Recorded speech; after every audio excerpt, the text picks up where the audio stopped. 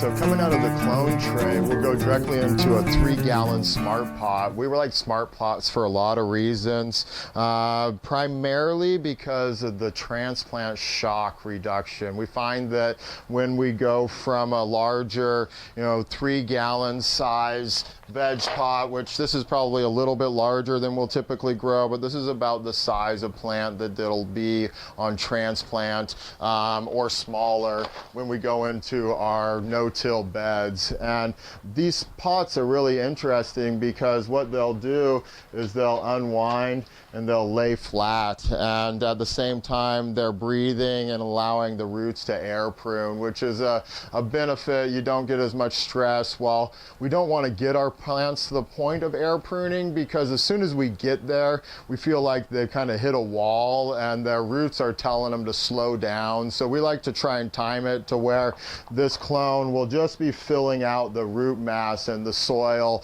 by the time we transplant it, and then we'll take it and put it in the ground, and this just unwinds right like that. So you never have to turn your plant upside down or shake it or do anything else that'll potentially cause it stress. And so, it used to seem like transplant shock would be anywhere from, 5 to 7 days, 3 to 7 days, and usually seems like things are back running within a day or two of transplanting. And so I feel like it definitely saves time when you're going from a container to a no-till garden.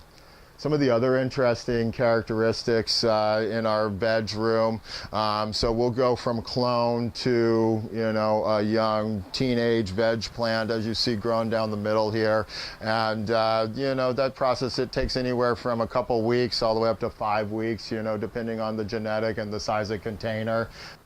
So here in the veg house at So Fresh Farms, we focus on lighting and transitioning our young clones to a stronger, more light resilient vegetative plant that's a teenager. And so we'll go and we start with a standard fluorescent light, just like they had in the clone room.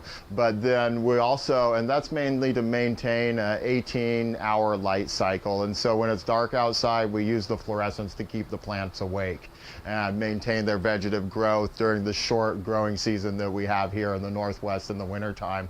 And so we're inside of a greenhouse right now, and we go and we remove the shade cloth in the wintertime, and we expose the plants to natural light, doing what people will refer to as hardening off in the summertime, where you have a strong sunlight, and you can't just take your plant that was grown inside in a greenhouse and put it directly out in the sun. Otherwise you'll burn all the leaves and you'll stress your plant out, and it may never recover during the flowering process. And the same thing will happen if you have a soft fluorescent light like we're standing under now, and then we go to a 1,000-watt double-ended Gavita. You take this plant and you put it under it, and immediately you'll see the leaves start to burn and shrivel up as if there was, put in an oven.